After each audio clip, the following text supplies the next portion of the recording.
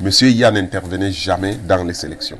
Mais aujourd'hui, l'équipe nationale, la fédération est dirigée à partir de la présidence de la République, du secrétariat général de la République, de la présidence de la République. C'est eux qui désignent les gens, c'est eux qui désignent qui doit être président à la FECAFOOT, c'est eux qui disent qui doit être entraîneur, c'est eux qui disent qui doit jouer, qui doit être sélectionné, qui doit... Il faut que ça cesse. Le secrétariat général de la présidence de la République n'est pas outillé pour gérer le football, pour diriger la fédération, pour diriger le football. C'est notre affaire. Moi, quand je parle du football, je peux parler du football dans le monde entier. Je peux parler du football. Nous pouvons, parce que je ne suis pas seul, nous travaillons avec les vrais acteurs. Mais votre monsieur Diani, qui fait des courriers, ou le Mosengo, le Congolais qui est à la CAF, ils ne peuvent pas parler de football. S'il faut parler du football, pas de business. Du football, de la réalité du football en Afrique, des footballs africains. Des réalités, qu'est-ce qu'il faut faire pour le football? Mais vous prenez des politiciens, avec des gens, je n'ai rien contre des politiciens, mais il faut que le secrétariat général de la présidence de la République laisse notre football. Qu'il laisse. Que le ministre d'État Ngongo laisse notre football. Que le ministre Séraphin Fouda laisse notre football. Le jour où ils vont laisser notre football, vous allez voir, c'est qu'ils laissent les acteurs s'organiser.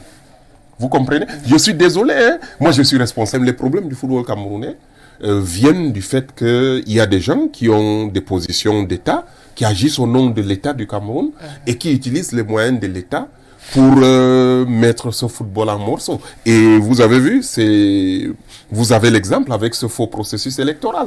Ils sont protégés par la présidence, certaines par le secrétariat général de la présidence, le ministère de l'AT.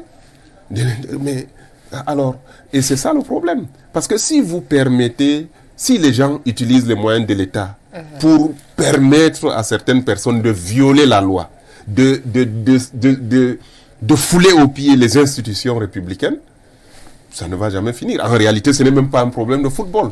C'est un problème de gouvernance générale.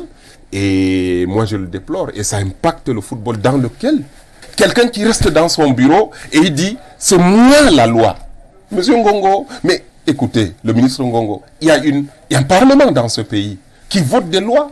Mais il ne peut pas rester là et il décide de ce qui doit être. Lui-même dicte les lois.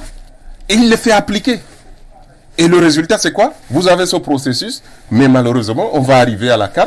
Eh bien, écoutez, il y aura 2 présidents, il y aura 2 fédérations à la CAN du Cameroun. Si on ne laisse aucune possibilité aux acteurs légitimes, à ceux qui ont la légitimité et qui ont les décisions de justice, si on ne leur donne aucune possibilité parce qu'on utilise des positions de l'État pour tout violer et pour faire la force, mais écoutez, on va donc utiliser la scène qui nous est offerte pendant la CAN. On va utiliser à fond cette opportunité pour attirer le regard du monde entier sur la situation du football au Cameroun et que, à la fin, qu'on laisse ce football.